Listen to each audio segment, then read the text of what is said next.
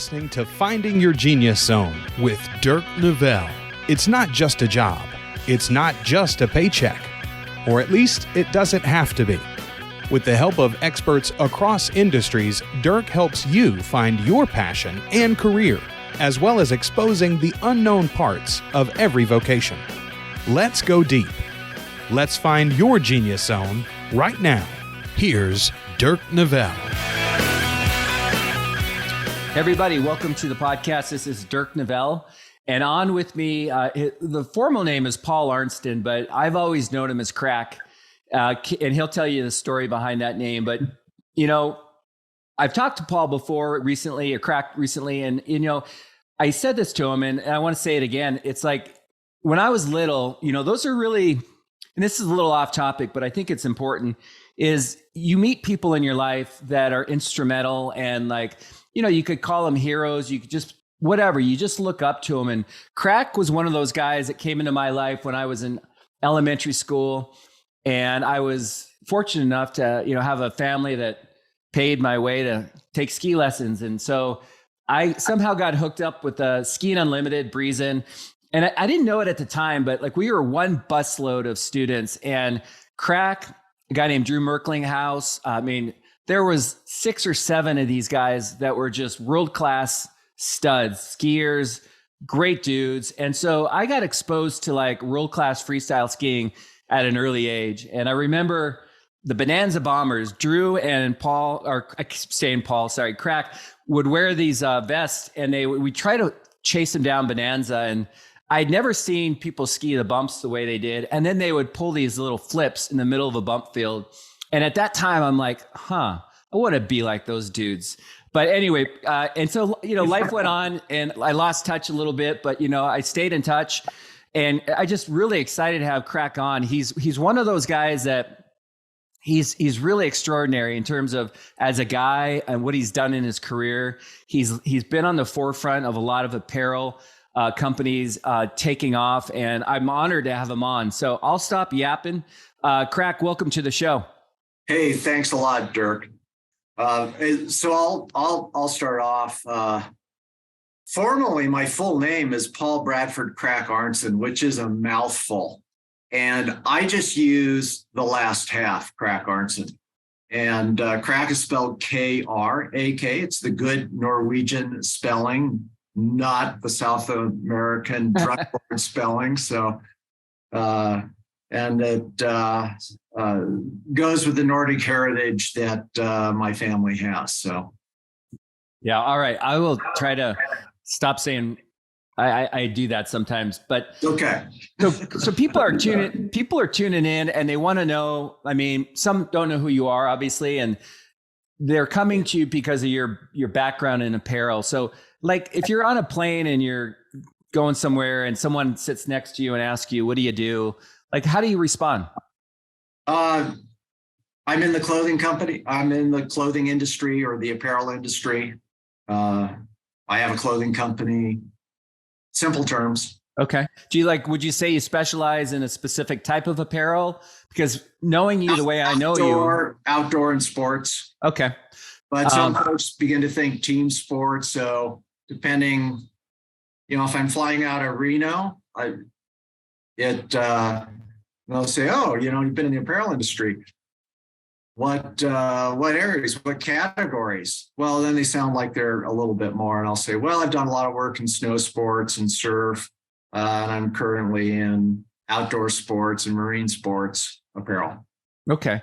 Well, before we go too far, like, if people are looking at their background with all those hats, I mean, let's touch on that a little bit. I mean, that's one of your latest projects, your company, and, you know, knowing the way I know you've been really good at developing a product based off of needs and, like, even comfort, like with freestyle skiing, the ability, you know, when people are jumping to lift their arm, and, like, you really take into consideration the functionality and the, you know, how a product is going to withstand the test of time. It seems like you've done it again with hats. Tell us a little bit about this new adventure that you're involved with. It is, and it's interesting. I actually started this 30 years ago. And first of all, this is a family business. I've been on the planet for a while now, and I've retired from corporate, much to my family's joy. And so we wanted to stay in the apparel industry, and I wanted to do something. We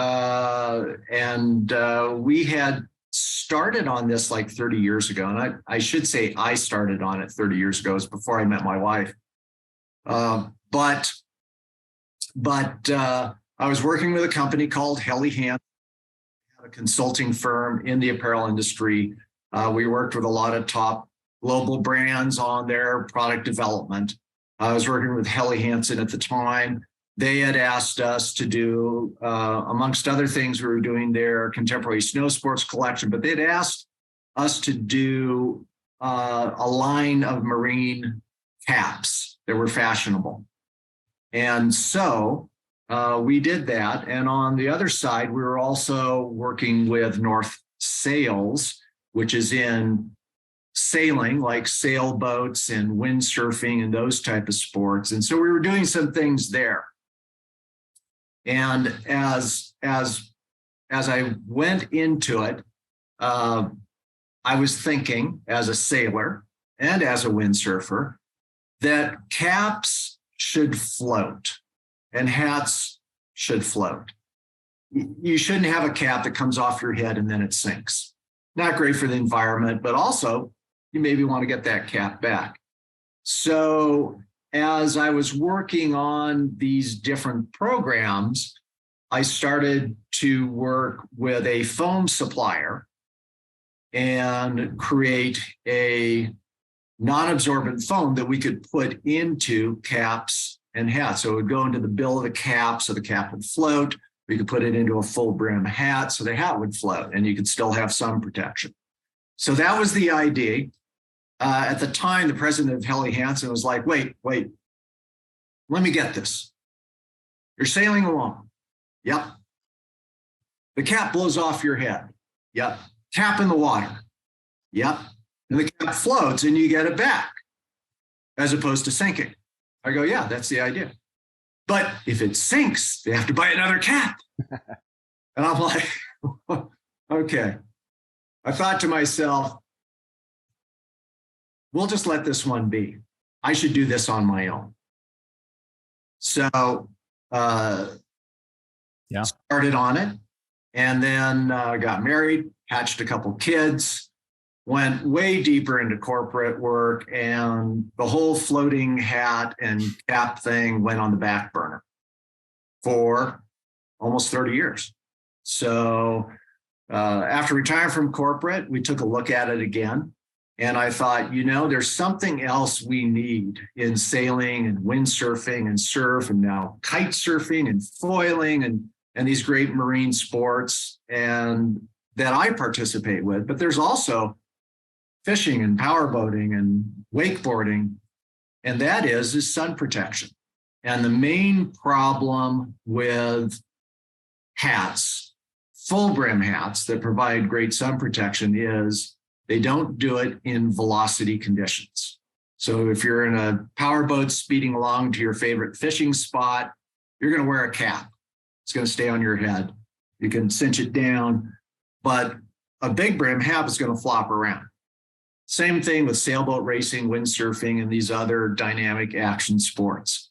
So I had an idea about how to, both from a standpoint of aerodynamics and engineer the same sort of things we see in windsurf sails and sailboat sails that make them stable and airplane wings, and bring that into a full brim hat with other componentry and make it stable. So our goal was, if we can make a hat stable in up to 25 knots, that's really going to change the dynamic of where you can wear a full brim hat and get sun protection. So real quick, but people, I told them you were, a world-class freestyle skier, but you're also an avid sailorman. I don't know how you sailing. I know that's a big part of your life. A sailor. So 30 years ago, you were thinking about this, but sailing, and I know you go pretty quick and fast on these boats. Is that a problem? I mean, do you see hats flying off people and all of that good stuff? Oh yeah. Yeah. Yeah. So we have a testing team member, and this has to do with windsurfing, but sailboat racing has advanced. Okay. So now you've got the boats like in the America's Cup, they're going 50, 60 miles an hour, even faster on America's Cup boats. It's crazy. They have to wear helmets. So you see the guys in Red Bull helmets and stuff like that. It's dangerous.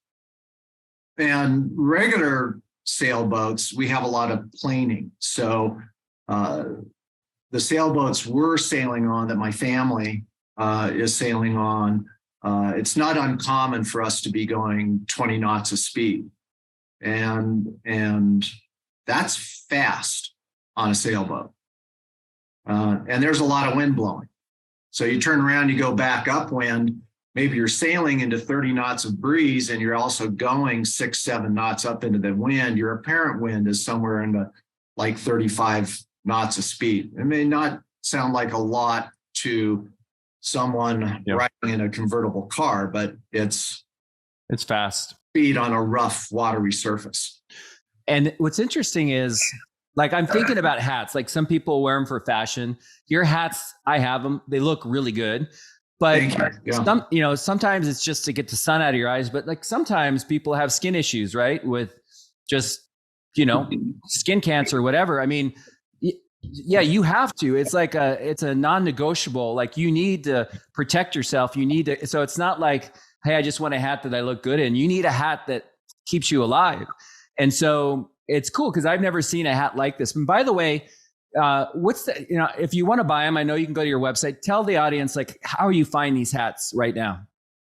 Oh, well, okay. So you're up in state of Washington, Fisheries Supply in downtown Seattle on Lake Union there.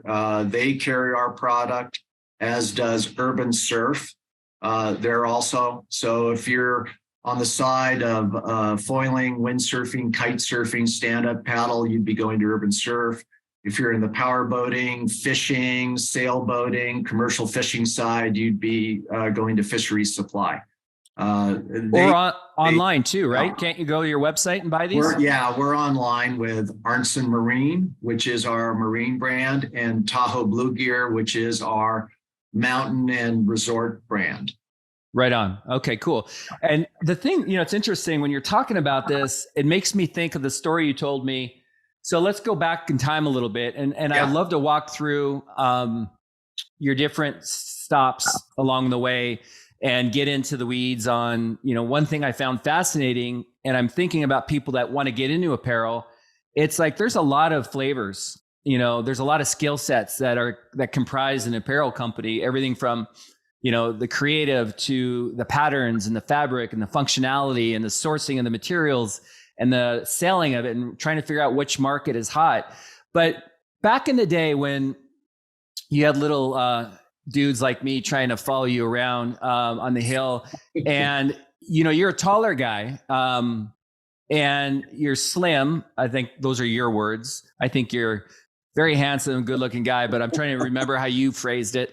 You had a hard time finding ski outfits that fit, and not only fit, but look good, because freestyle, it's part of looking good. When you're skiing the bumps and you want all the patterns and the colors and the stripes or whatever to align. But you had a hard time finding things, when you're doing jumps and you need, the sleeves and the arms to be cut so you're not pulling away.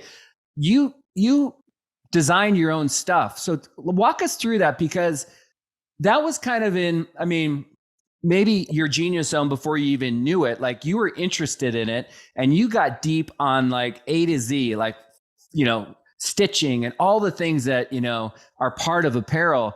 And that was kind of your introduction into the business, I think.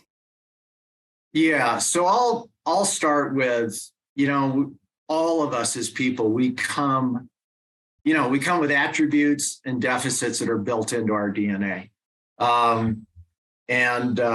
Being tall and skinny and, I was 6'2", 145 pounds when I graduated high school. So, it was tough to find ski wear. But as a kid, I'm the son of a Boeing aeronautics engineer. And I inherited that sort of engineering, architectural type of 3D mind and DNA, and a love to innovate, build, improve things. So that kind of came along with my package. And it was in the 1970s when I was in high school and I was graduating and I was competing in freestyle. It's a judge sport. So what you wear is extremely relevant. If you look geeky, you score geeky. If you look hot, you score hot. So these things are important. And I was growing like a weed, and man, it was tough to find anything that fit me. So this was the do your own thing era in the 70s. Everyone was kind of doing something. Some guys were making leather belts and other folks were throwing clay pots. And I decided to try and make myself some ski wear. So I had sewing skills. My mom taught me when I was little kid, learned to sew. And so I was not intimidated by it. To me, it was another craft, like using a power saw or cutting lumber or welding steel. So I dove into it, made some things that, the first thing I cobbled together was more of an experiment of pulling another ski jacket apart and looking at the pattern pieces and then reassembling it and changing some things on it. It was absolutely horrible looking, but it gave me enough insight to create a true pattern and build another little ski shell jacket that actually looked okay. And then I went forward from there, and a few folks liked it. So I sold a couple and traded some for this and that, some ski equipment. And then I decided to make like a real full ski out, full bib and top and insulated. And that was quite the endeavor. And after I was done with that, I was pretty pleased. I was warm. I cut in all kinds of mobility here, which back then, almost everything you could buy was kind of cut like a suit. So it didn't have a lot of mobility. And they would add mobility by putting in stretch panels of knit that would allow a lot of air or water to come and go. It wouldn't keep you very warm and dry. So for myself, I innovated what we called this action arm panel. Some companies would copy that and call it a rocker arm panel, but essentially it gave you plenty of arm movement. So if you're doing aerial acrobatics and you were flipping and spinning, your arms were not pulled at the side. And yeah, you could still be out in cold weather. You could be protected without having a lot of stretch panels that would let air and water through. So I built one of those, built it for myself, went out and skied in it. Guy came up to me and said, "Hey, I really love that outfit. Where'd you get it?" I made it. "Oh, but I want one. Make one for me." I'm like, "No, it's way too much work." "Well, I'll pay a top-notch price for just like buying a ski outfit right out of the ski store." And I thought about that and I was like, "Really?"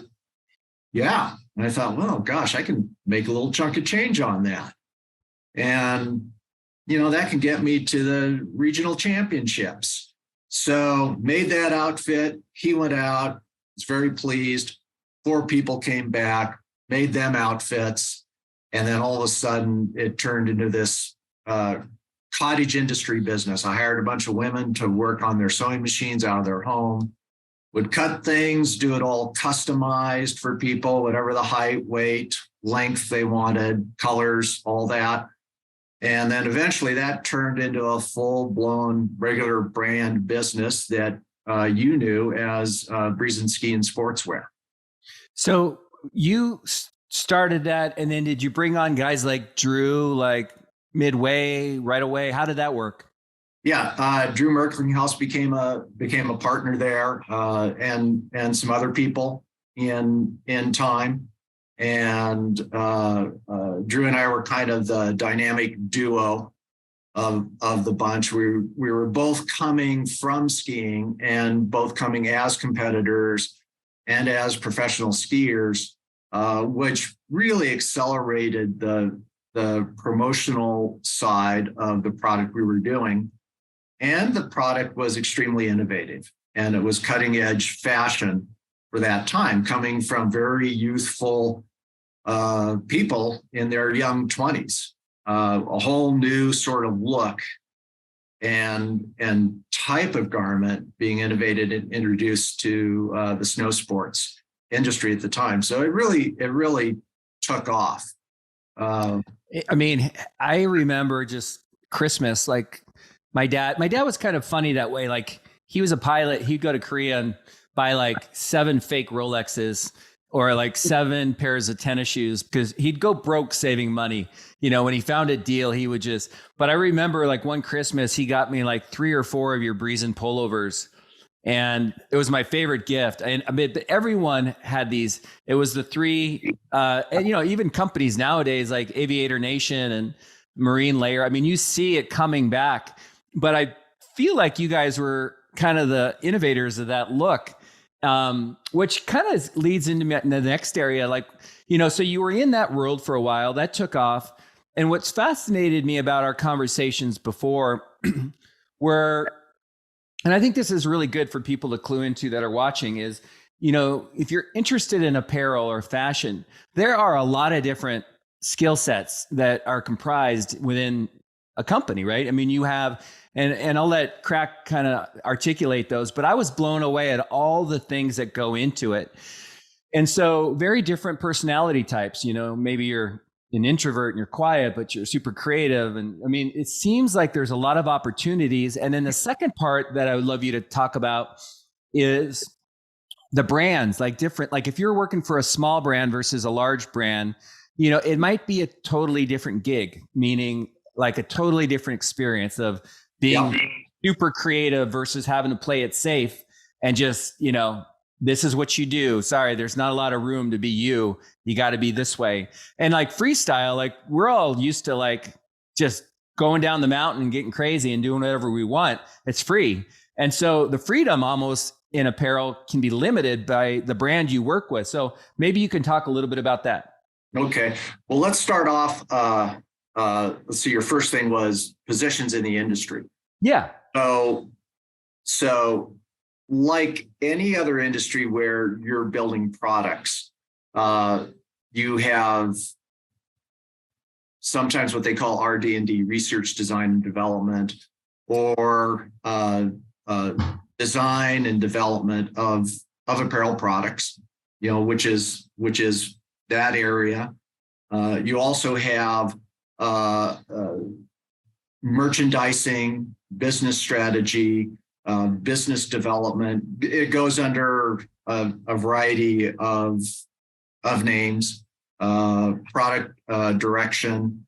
But this has to do with the strategy of what kind of product are we going to build for the marketplace? What kind of product is appropriate for the type of company we are, our brand position, what our customers expect us to bring them.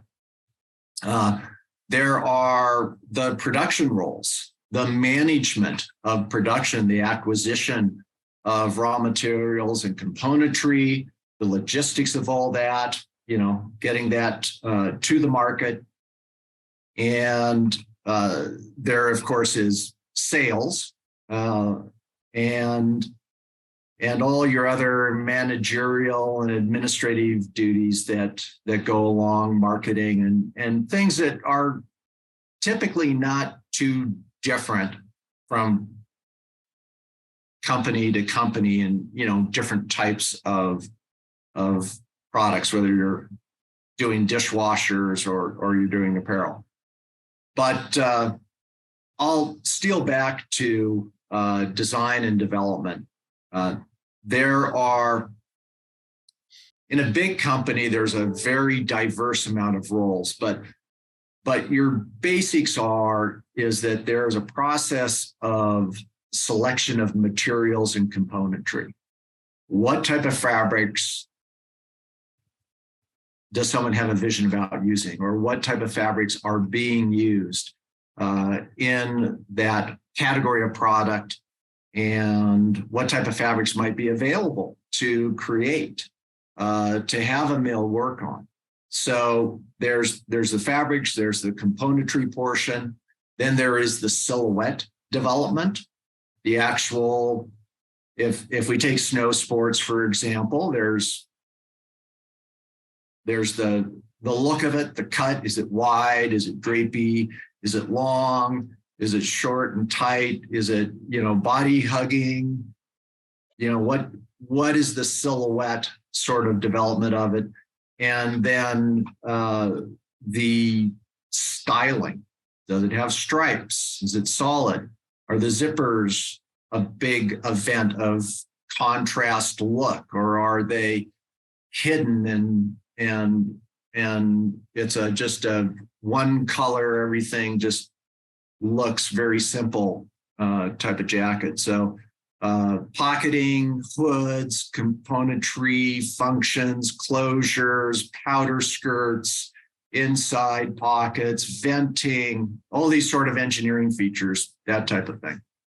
Yeah, I mean, and then like in the first component, you're talking about sourcing materials, like you also got to be cognitive of, like, let's say Gore-Tex is hot, and then Gore-Tex in the next season is getting phased out with a different material. So you have to be, you have to look forward, right, to understanding the trends. There's trends and there's technologies, and I'm going to say that if you're talking about sportswear, like the plaid shirt you're wearing right now, that's much more about trend and the nuances of the fabrications. Is it soft? Is it thin? Is it thick? Does it have texture? Is it a yarn dyed? Is it printed? There's a lot of trends and changes that happen with the fashion of sportswear. In outdoor apparel, it tends to be a bit more functional oriented, and it tends to be more about the technologies, the protection that's being provided, in the relevancy to the type of weather conditions. Are you in surf and you want something that's hydrophobic, that dries quickly? Are you in the mountains? Do you need insulation? Or do you need a lot of venting because you're in a highly aerobic activity, like skinning and touring up a mountain? Or are you doing something like maybe you're hunting, you're laying around in the winter in the snow, or fishing, and you need something to be actually very warm for an activity that is not inducing a lot of heat coming from your body. So you need a lot more insulation and things like that. So yeah. Interesting. I'm just thinking of something. So would a company want to be a player in each of those flavors, or do they just pick a lane and say, we're going to be the best in the ski and snowboarding, that's our niche? Or do they try to be the best in the hunting and the water sport? Or is it better just to kind of stick in your lane? Well, that's sort of that's a question that any type of company might argue about. But my point of view on that is that if you specialize in technical outerwear, you can branch that into a variety of fields, but there tends to be fields like, if you're in mountain sports and you're in outerwear, you might cover climbing, snow sports, skiing and snowboarding. You may do marathon running. You might dip into maybe some paddle or water sports a little bit, because you've developed this expertise in technology and assembly, in design and engineering with technical outerwear. And so you can take that and put it into other sports. If you're, let's say, more in the hunting and fishing arena, you're probably going to be focused in those areas. There typically is less, I'm going to say, adrenaline activity, and action sport is usually not a part of hunting and fishing. So the usage of the technologies in those sports tend to be different, and the needs tend to be different. And so you may specialize, you might be in fishing or you might be in hunting, and you might spread out between those in your product selection. But generally, you're not going to find a company that's going to do, let's say, hunting apparel and snow sports apparel. That's two different mindsets, two different end usages. So we see some companies like, I'm going to say Helly Hansen, that do both commercial fishing and recreational boating, sailing and power boating. And they also do snow sports. Of course, they're Norwegian based. So they're really attending to Norwegian lifestyle as a start, which engages all that. But that happens to end up later on, as time goes on globally, there's quite a crossover between recreational sailors and skiers. There's a huge crossover there, participation in those two sports. So that's a company where they've kind of taken two worlds that seem like they're apart, but they actually are connected.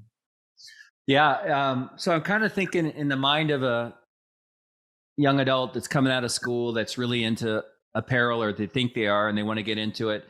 I'm trying to help them, like, in their mind, define the right direction. So, I mean, on one hand, like if you gravitate towards fishing and that's what you love, it feels like going with a brand that specializes in that is good. If you're someone who's really creative and you want to say, and maybe a smaller brand where you have more roles versus a large brand, can you speak to kind of your experience? You don't have to go into super depth, but name the companies you worked with. And then was there a stark contrast between each one, like based on the size and I, ultimately I kind of want to, I'm trying to understand too, what the crack sweet spot is. Like, you have a wealth of knowledge and experience in all these different components of the business, but where is your genius zone? And maybe we start with that. Like, what was it about you that made you exceptional in this world? Because I know you're a humble guy, and I know you've done extraordinary things in the business. You helped brands take off, but what is it about that? Like, why were you so good at what you did? Or do? Okay, well, that's thank you. Thanks for the compliment. So I think that in the beginning, okay, I didn't have any special love for clothing. I had creative skills. I like to build things. I like the idea of creating something, and whether that's architecturally designing a house or creating a film, and or, as it turned out, creating apparel for action sports and snow sports and stuff. So what got me there was initially, I'm going to say, an intuitive sense for trend.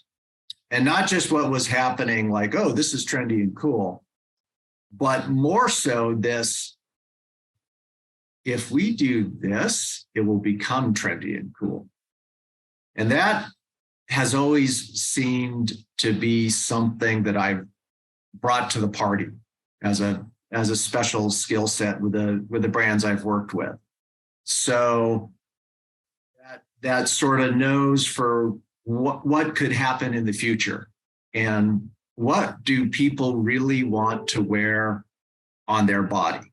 And that's kind of a key phrase because apparel and clothing is all about that. It's all about what someone wants to wear on their body. Because a lot of products are made and folks go into the store and they're like, I don't really want to wear that. Goes back on the rack. And then something else like, I could wear that. And for me, I tended to be a lot better at I think a lot of people would want to wear this on their body and have been kind of successful on that standpoint. The other thing I would say is sort of the math profitability involved with the business. I've always been good at creating products that have a reasonable sense of profitable return to them, so that it's not a rude surprise when you build 10,000 of them. It's like, oh wait, but we're not making any money on this. Well, no. So you have to be careful about your componentries and the cost of doing everything, shipping, all these other things that add into it, and that seems to have served me well. So I'd say those two things have, the ability to sniff out what the future is going to bring in trend, and apply it into what someone's going to wear on their body, and then being able to make it at a profit. Just curious, are you more drawn to maybe it's 50-50, but the look or the functionality, how it feels? Do you feel like you gravitate towards a different direction? I've definitely been more function, but I am sensitive about the look. So it's, I've wanted the function, needed the function. And then the next part is, how do you make that look cool, but still deliver? And that's a tough, those things sometimes are opposing each other. It's tough to get them to hook up. Yeah, no, I get it. One thing I don't want to forget about and miss out on, and we don't have to get super specific, but I think it's an important part, is compensation. People need to know what they're getting themselves into. People have a expectation on lifestyle. And I'm guessing the different roles or divisions within an apparel company, may pay different. Maybe one's hourly, maybe it's salary, maybe one's commission based. Is there a lot of volatility or variety in how somebody might get paid if they went to get into the apparel industry? There is, and it's been a bit of a changing landscape, definitely, in the amount of time, the decades I've been in the industry. But first, I'm going to say that there are a lot of outdoor people, sports-minded people. There's this whole side of outdoor sports, action sports, where there's a lot of function, a lot of usage. People come into that are very passionate about adding their vision to increasing the function or the aesthetics, or embracing the new technologies to take things up another ladder rung.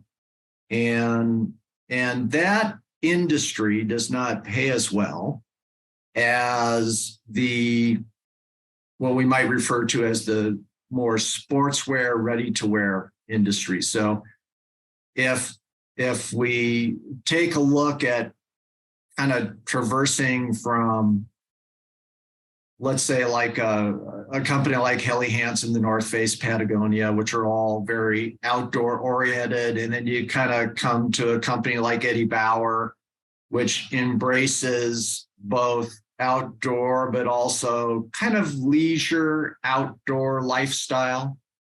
They sell a lot of denim and casual pants and shirts and plaid and flannel and stuff like that, and home furnishings. And then you get over into full-on sportswear, where you have the Gap, the Abercrombie and Fitch, Old Navy, Forever 21, all these different sportswear brands, from denim fashion, but just your daily wear for school, work, college, all that type of stuff. That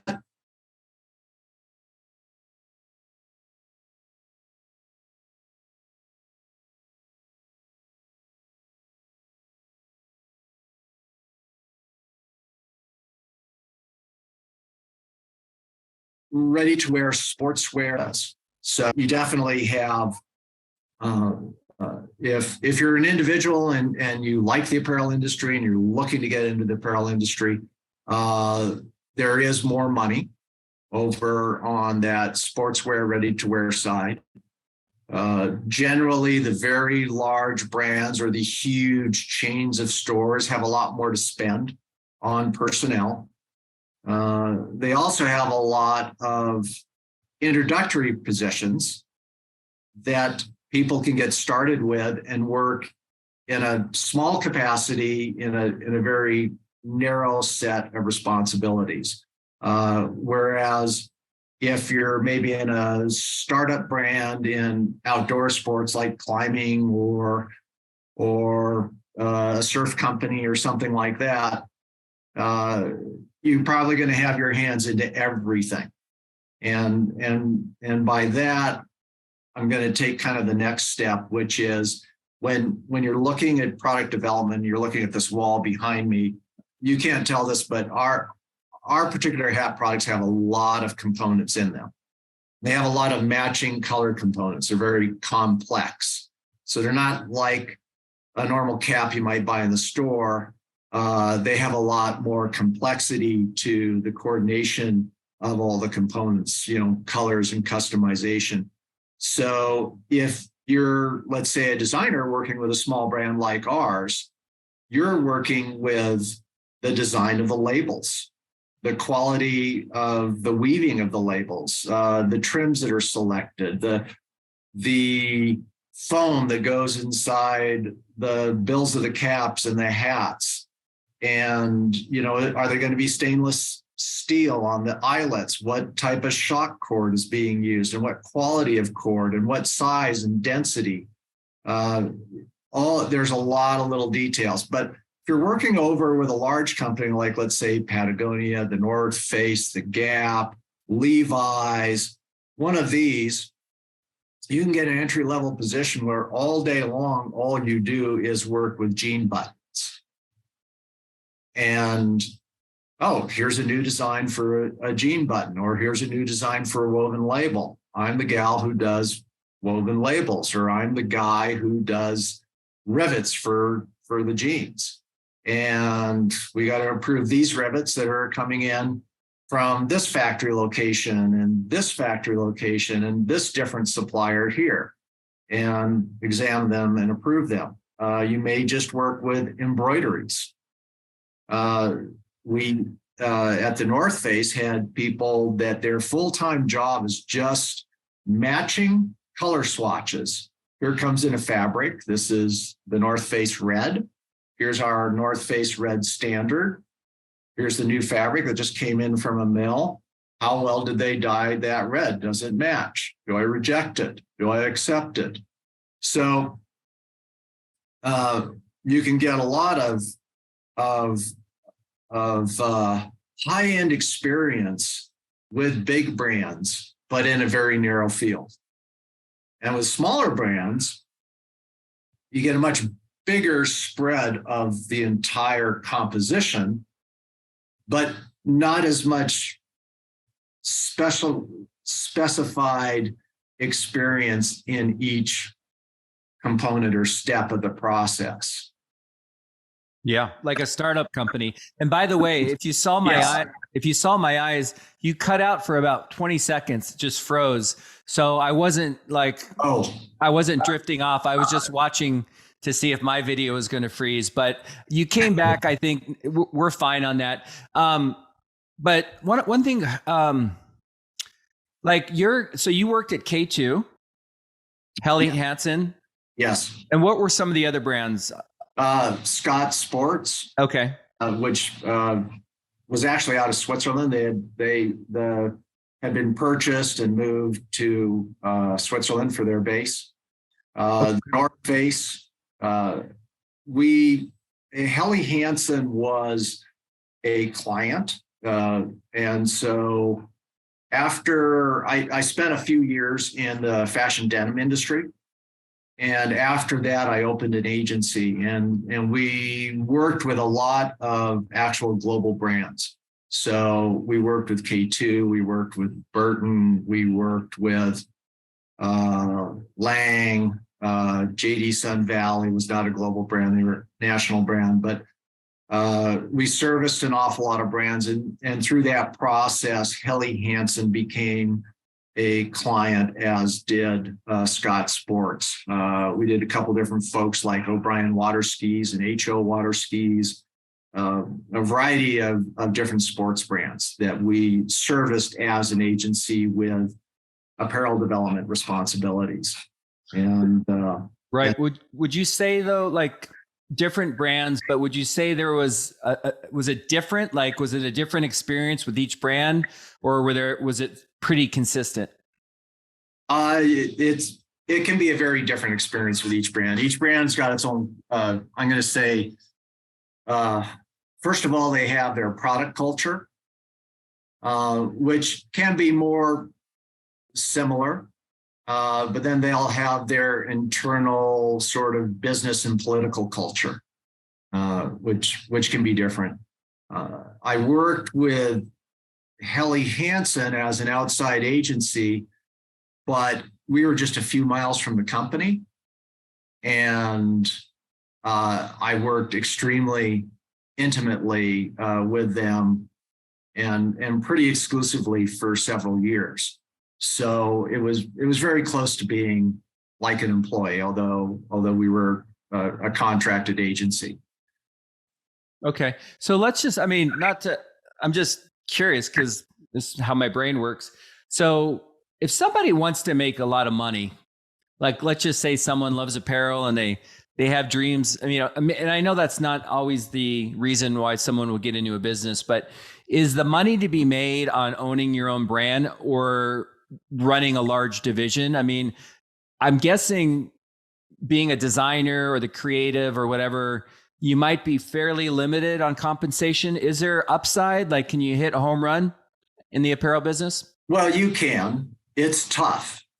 It's like anything. Go to Hollywood, be a great actor or actress. Well, maybe you'll pull the golden ring, maybe not. But and the same thing with startups. One of the things that we have at this time of the industry is there's a tremendous amount of new brands, new startups being able to build their business online. And so there's viable strategies on that. Usually, if you can work the social media and marketing platforms, you have the potential to be explosive.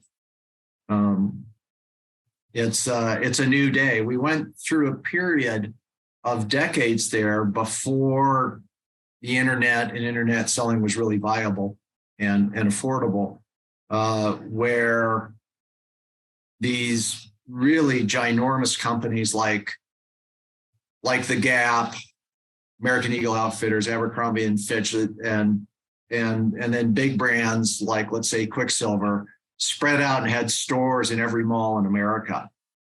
And you could find the same pair of board shorts in a Quicksilver store in Tokyo as London, as Verbier, Switzerland, as, down in California.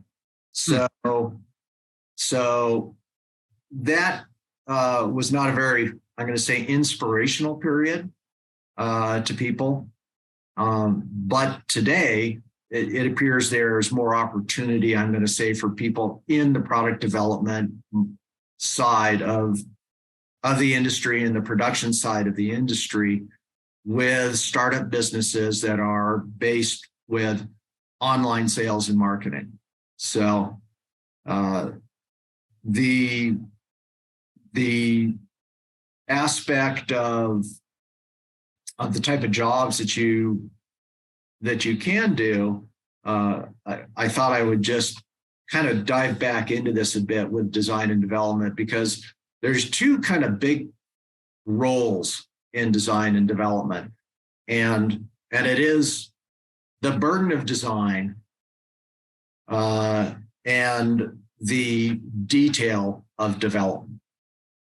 And if, let's say, you are a person and you're looking at a large company like the North Face or Patagonia or some other big global brand, that brand has a market position. And if you go to work, let's say, designing product, you can't design necessarily what you want to do or what personally blows your hair back.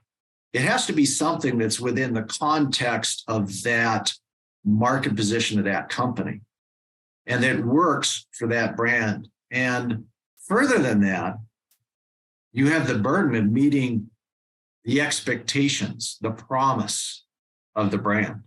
So if it's a technical brand that's famous for being technical and innovative and ergonomic and all that, and you're coming out with some new styles, you definitely need to fulfill that promise from a design standpoint.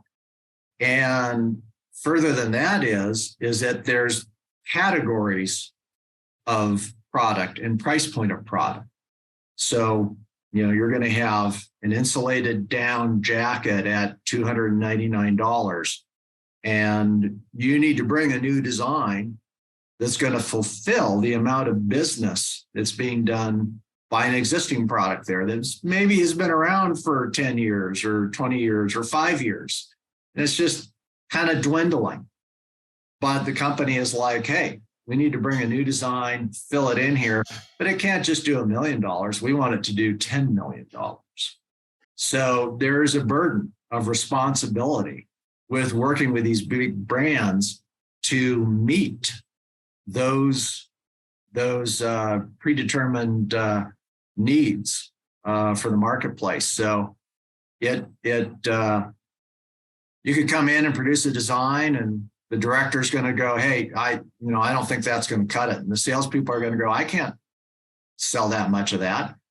Back to the drawing board. And, there could be a bunch of iterations before you nail it. And everyone goes, hey, that I can do some business with. And if you don't nail it, well, there's the door.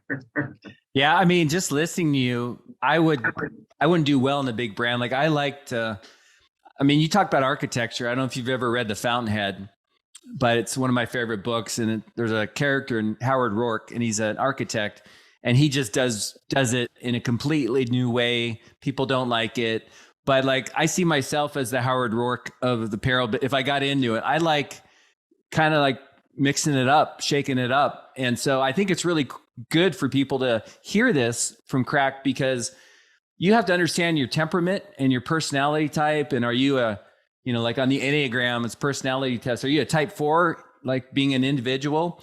You need to be able to be yourself. And if you're going into a big brand, there's nothing wrong with that, but you might be very limited in your creativity or your ability to express yourself. One of the things, before I forget, Crack, that I wanted, I've been watching a lot of podcasts. I've been really interested in AI. And there's lots of different feelings towards AI. Some people think it's not real. Some people are super alarmed by it. But I'm really interested in terms of how it's going to replace jobs, and already has. Do you ever think about AI as it relates to the apparel industry? Well, just a little bit. I mean, I don't have to think about it too much. It's we have had, certain companies that I'm going to say are out there with product, more the ready to wear market, but they're building jeans, they're building dress shirts, they're building a variety of things. And they'll say, hey, put your iPhone down, follow this procedure, and we'll be, 3 times closer to your size than a tailor will. Personally, being someone who grew up having to figure out how to work with patterns and all that and geometry of putting something around a body, I don't really buy that. And also knowing the nuances of good tailoring, okay, like when we're talking about really nice suits and all that, there's a lot. It would take an awful lot more to achieve what I think they're saying they can do. So that's sort of one side. You get into artificial intelligence where maybe it's going to take a look. Maybe you plug in a bunch of websites and 1,000 different brands, and then it comes back to you and says, this is what the new popular colors are going to be for next year, and these are the silhouettes you need, and these are the price points you need to hit. I think it's probably doable to have that, but is it scary? No. Is it coming? Probably.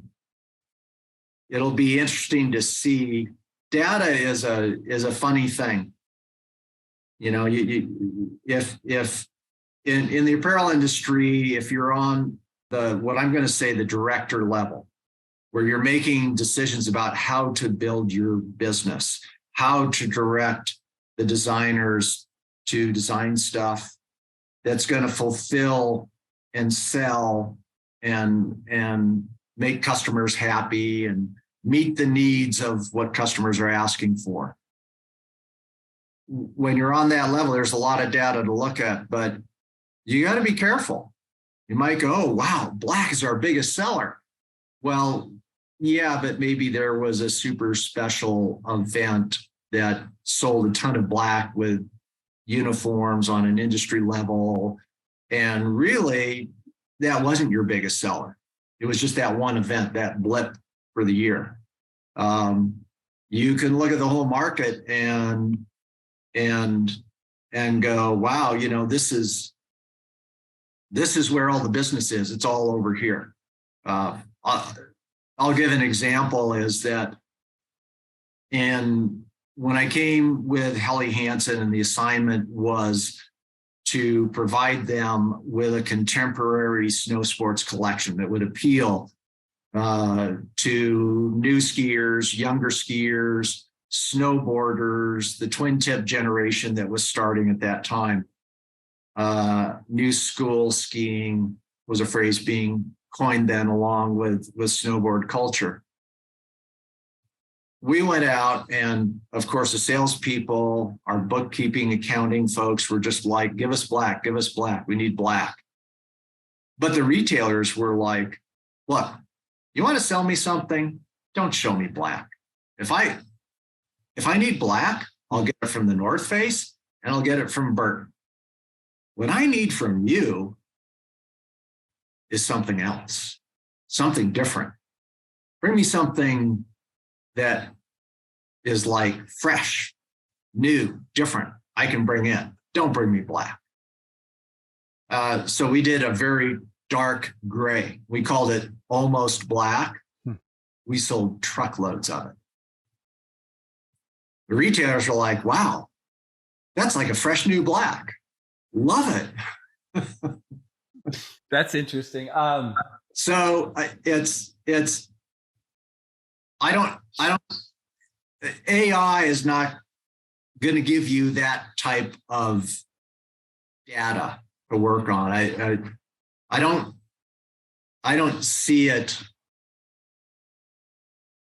fulfilling what's happening with human nature and market positions. It's but you know, we got a long ways to go. Yeah, I just was reading. It's already starting to. I don't want to say replace, but models. Like you can design any kind of look, you know. And I'm thinking, like, for selling apparel, instead of having real live people modeling your stuff. I don't know. Who knows? I just wanted to throw it out there. It's an interesting conversation. As we wind down, can you just, not the obvious, but is there something like, you know, you've been in the business for a while, you've got amazing experience. Is there any major surprise of something in the business that you just absolutely love? And one maybe that you didn't like something like you don't like about the business that that isn't something that you read in a job description, something that came with blood, sweat, and tears and a lot of experience. And the reason, obviously, is I want to give some wisdom and insight into someone who's at the beginning of their stage and getting into the business, and maybe you can kind of expedite the learning curve for them. Okay, so I'm going to talk about culture of different companies for a bit, and we all kind of we're all sort of a different sort of bird, right? And finding your flock is definitely very helpful. There are jobs are more under fire. You know, we talked about like the design and creative position that you have to bring it or you're going to be out the door. You know, you have to fulfill it. And that's not just bringing the right product, but it's also being able to present it properly, present it in a manner that the salesmen are sold on it, the management is sold on it. They used to say that if with a new product, you have to sell it 5 times. You have to sell it to your first level of management. You have to sell it to executive management. You have to sell it to the sales force. It has to be sold to the retailer, store, and then eventually to the consumer. And so that process is very different depending on different companies' cultures.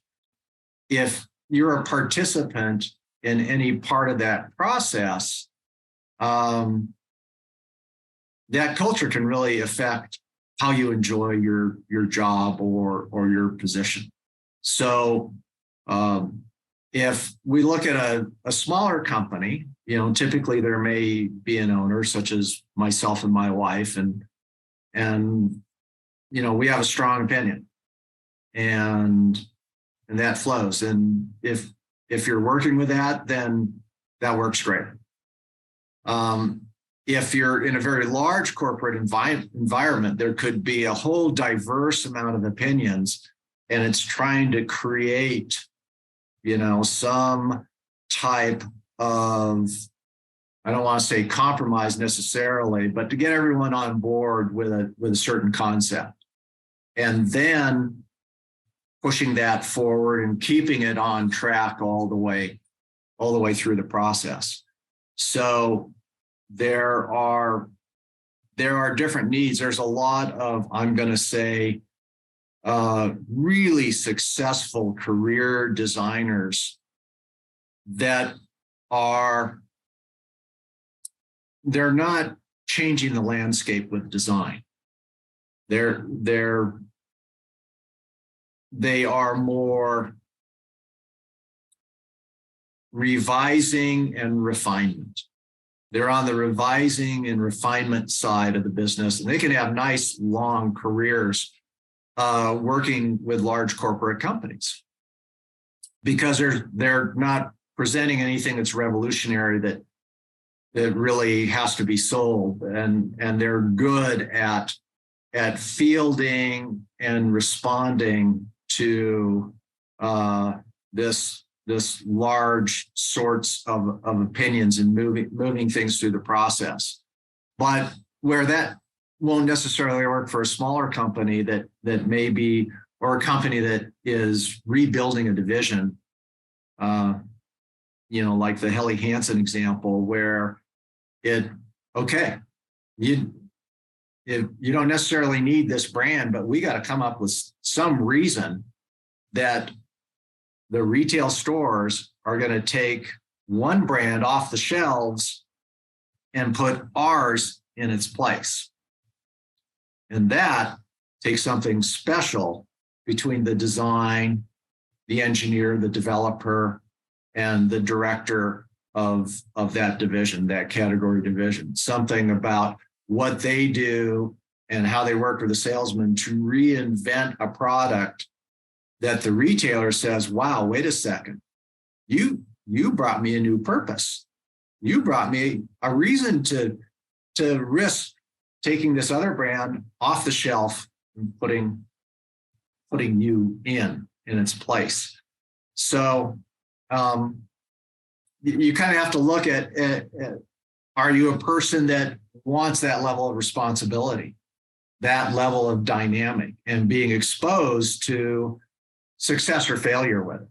Or are you a person that, wants to flow the team a little bit more, have a more secure position with demands that maybe aren't as rigorous?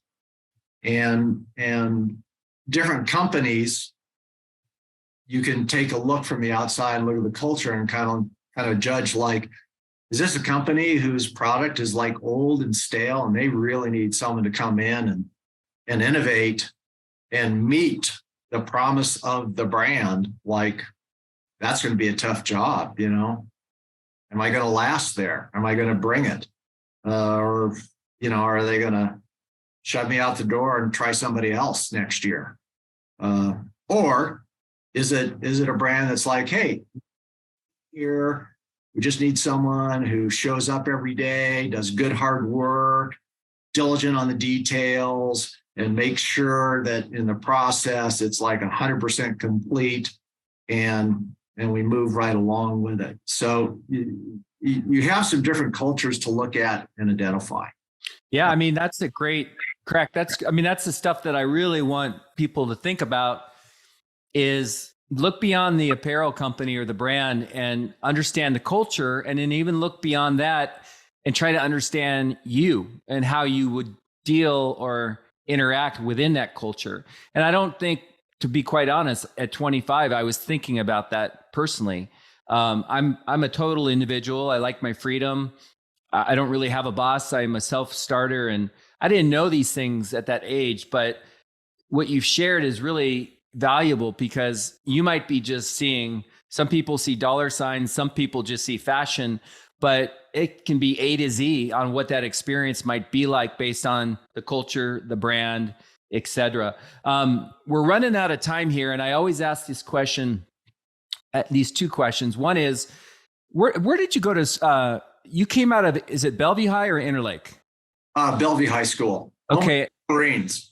And then was it, you said Tillicum, or where'd you go before that?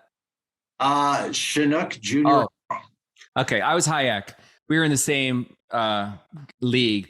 So then after, just curious, I don't know if I asked you this before, after college or after high school, where did you go?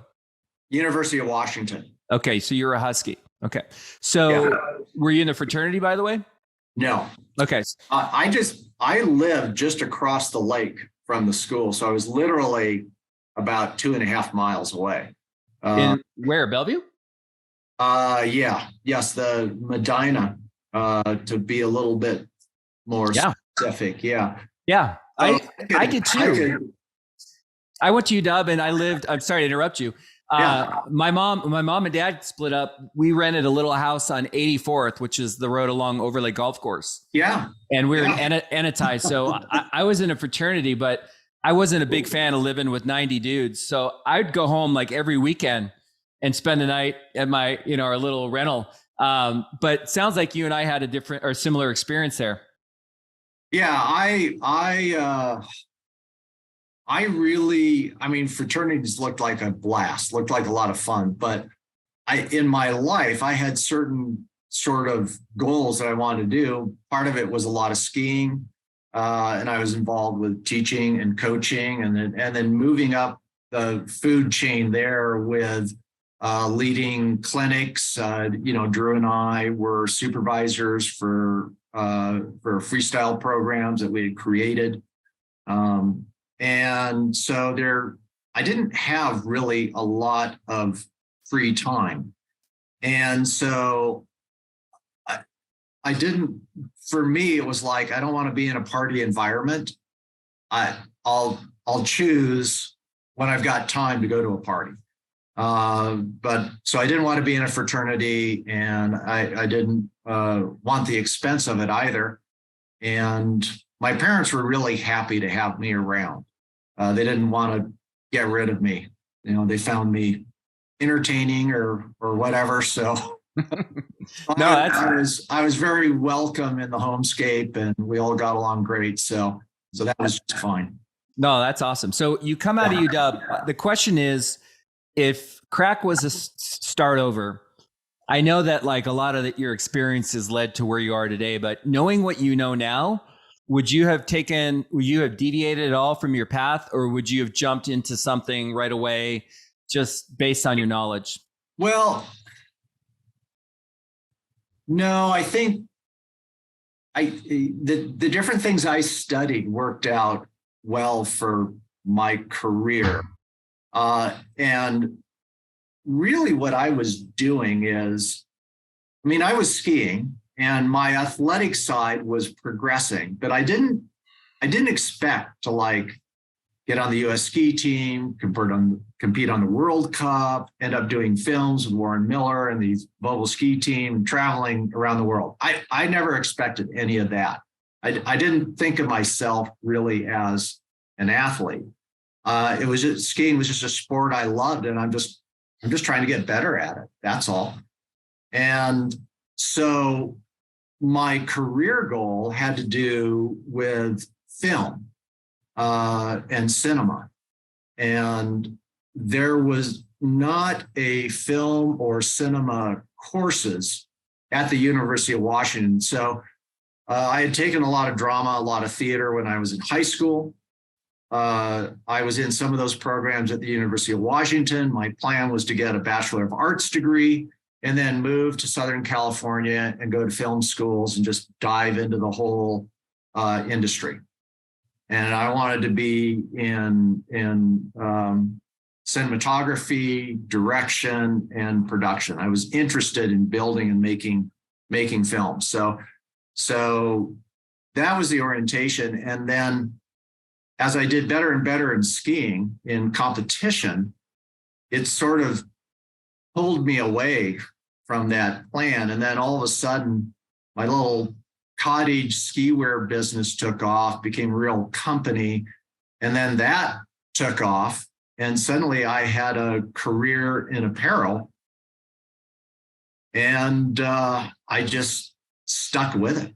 So I still think that maybe, particularly now with digital media and videography and stuff like that, I still look forward to some time when I'll do some personal project and do a film. But I feel a little bit incomplete in that sense of wanting to express myself in that. But it's been a great career. I've worked with a lot of great brands and super talented people and learned a ton. So it's been a lot of fun. and a lot of gratification of achievement. So I don't know that I would change anything there.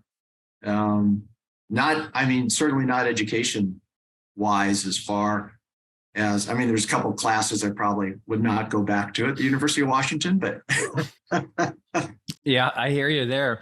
And I think I know the other question just based on what you said and just previous conversations, but if there was a dream job, I have a feeling it would have to deal with something in cinema or movies, making movies, producing, directing. Yeah, it would. Yeah. Okay. Yeah. There was one other question. Oh, I always like to ask this because, you're very accomplished at skiing and you rub shoulders with some of the best in the world, I would assume. Is there a freestyler? Let's just take aerials out of it in ballet, a bumper, a mogul guy or gal. Is there someone that you think, I asked Drew the same question, but who do you think's the best you've ever seen or competed against? Well, what comes to mind is Mikhail Kingsbury, the mogul skier, the Canadian mogul skier. It's interesting, because Shiffrin, Michaela Shiffrin, is hitting all kinds of new records in racing and all that, and it's great. It's fantastic, and she is, one of the best skiers of all time, and of course, one of the best skiers on the planet. Period. Any gender you look at. So, but no one talks about Kingsbury, and I want to say he's got something. I don't know what his current record is, but over 70 World Cup wins in mogul skiing. And he's just a phenomenal athlete. I do not know him personally. I've never skied with him, but I'm definitely a fan. So. Yeah. I always liked that. I think his name was Jeremy Bloom, but he was a college football player and a mogul guy. And those are two of my things I love doing. Drew thought it was Mosley was his guy. Is that right? Mosley? Yeah, Johnny. Yeah. Johnny. But, and I'll ask you this just because I'm curious. I'm not critical, I'm not judgmental, but freestyle has changed so much in terms of fall line. And, it's such a manufactured, this is where you're going, and they're going so fast. And when they hit the bump or the aerial, they're going so fast. What they do is extraordinary. Yeah. I've always wanted the old freestyle bump skiing to come back, because where you don't know where you might go and you might kick you out, and then you have to pick a new fall line. What's your thought? To me, it seems very robotic, the bump skiing, not the aerials, but the bump part. Do you have a thought on that?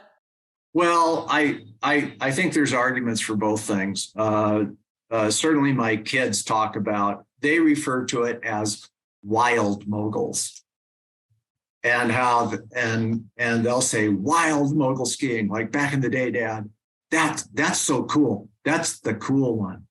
That's the organic skiing, wild moguls. And I'm kind of laughing, but it's a great, interesting viewpoint of people in their 20s.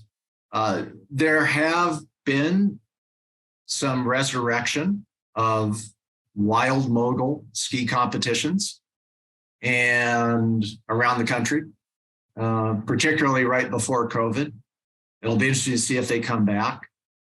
There is discussion amongst, I'm going to say, my age peers in regards to, it's kind of sad to see mogul skiing so defined into this narrow portion, and we don't see people skiing moguls anymore. And I go, well, I have a theory on that.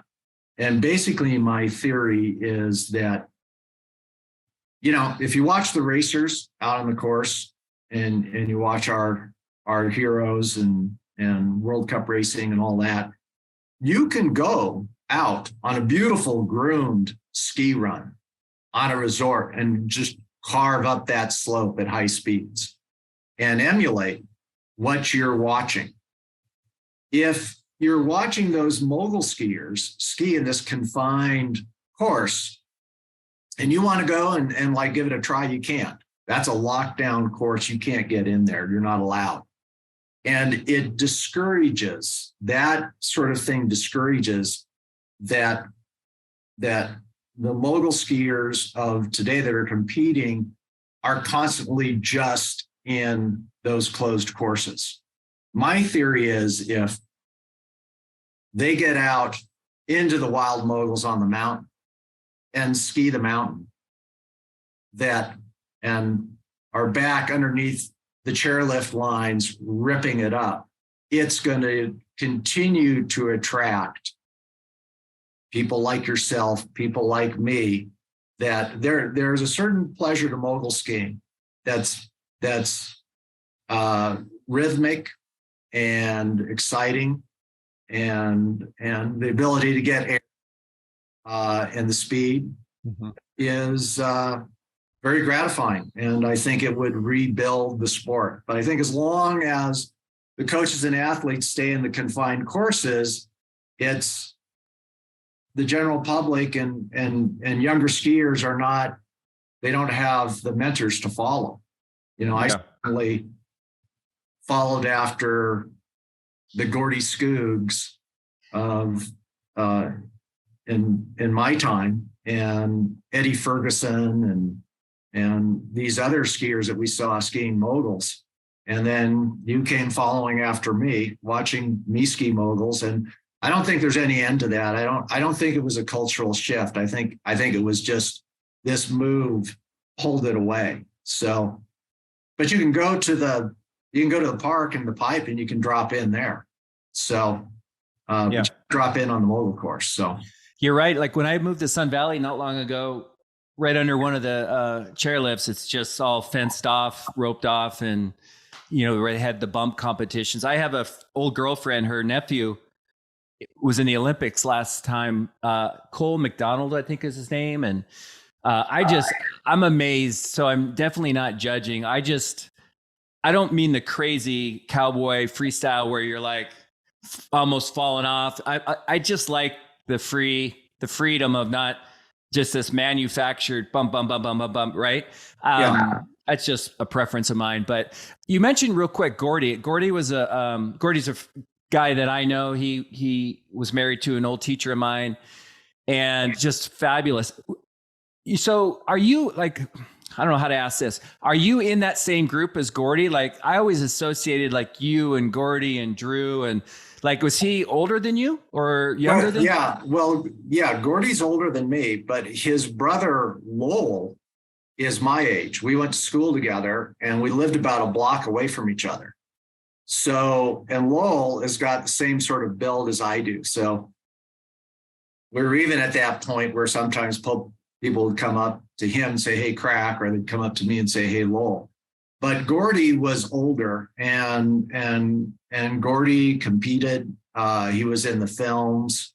He was definite and an excellent athlete. One of the best technical mogul skiers during his time, and certainly a mentor for me who passed on to me, things in occasional coaching that were so valuable for my development as an athlete. So Lowell and I lived together with Drew in the mountains, and but Gordy was one we always looked up to, and tried to emulate in our skiing. The control, the technique, and his quiet upper body, and things. Gordy was, I told you this story, but I was in Sun Valley, I think in high school.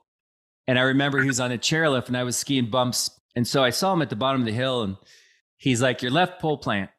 I mean, he was so good at like figuring out what the hell is wrong. And I'm like, "What are you talking about?" And, it wasn't my Boda bag or my cowboy hat or my mullet. It was my left pole plant, but he was very technical. But just a great dude. I remember him at Olympic Sports going in there, and always enjoyed him. He always reminded me of you too. I always thought I thought he was tall, slim, but he always seemed. When I thought of him, I thought of you, and I don't know if I'm off, but anyway, I'm rambling at this point, Crack. But is there anything before we say goodbye that you feel compelled to say to the audience, and just like helping them get clear on choosing their life work? Well, if you are looking at the apparel industry, I would encourage you to think about where you want to be decades down the road, and what your big plan is.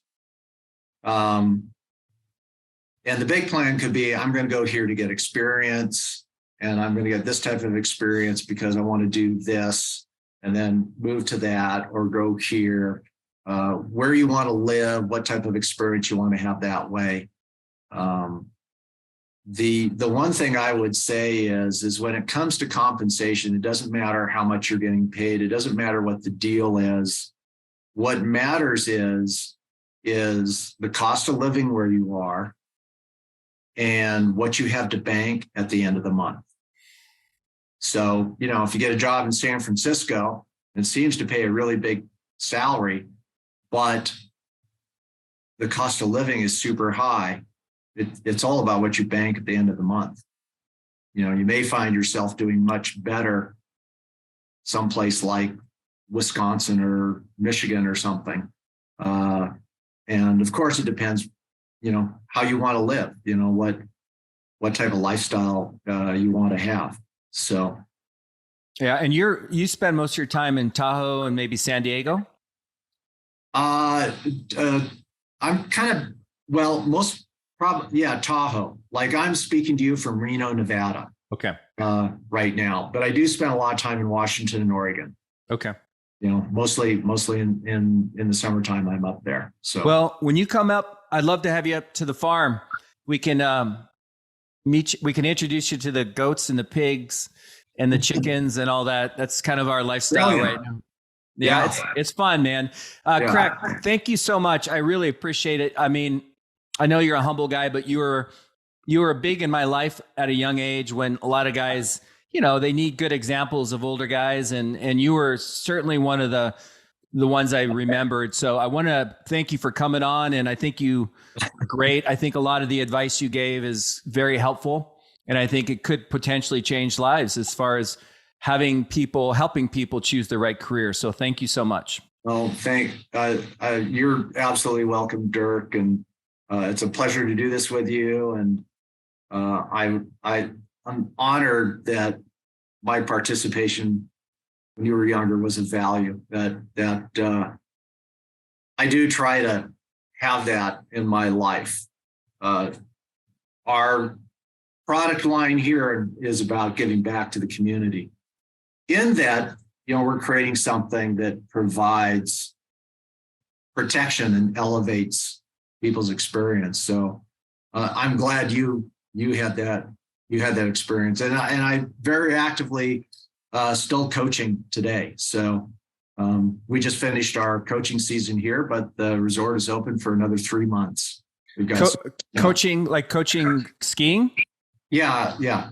So I'm a big mountain free ski coach for the Palisades Tahoe, the resort formerly known as Squaw Valley.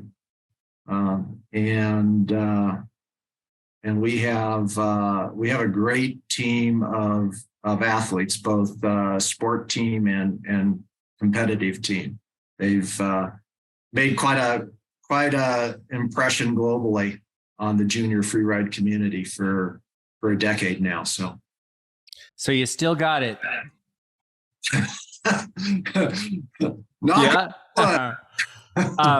Well, listen, I'm going to let you roll, and thank you again. You were awesome, and I'm honored to have you on. So thank you. You're welcome, Dirk. Okay. Have a good day. Bye now.